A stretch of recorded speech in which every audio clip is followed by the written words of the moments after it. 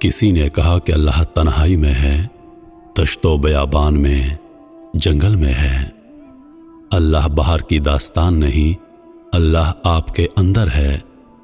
اگر جنگل میں بھی دل لالچ اور خواہشات کا قیدی ہے تو جنگل آزاد کیسے ہو گیا؟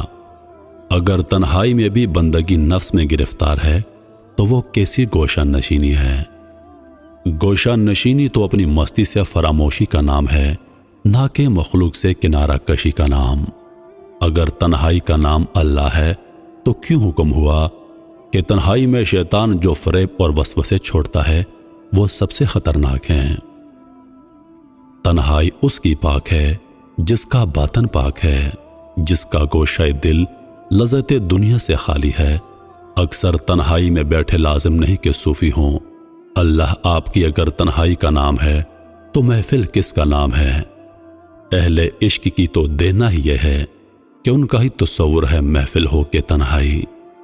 لوگ سمجھتے ہیں کہ شاید جنگل، صحرا اور بیابان میں شیطان نہیں ہوتا یا وہاں جا نہیں سکتا اور تنہائی میں اللہ پاک رہتا ہے۔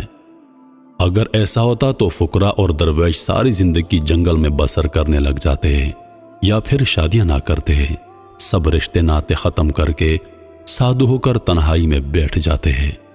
بات ساری توجہ اور یکسوئی کی ہے۔ جس کو یکسوئی میسر ہے اسے کیا لگے شہر ہو یا پھر ویرانہ ہو۔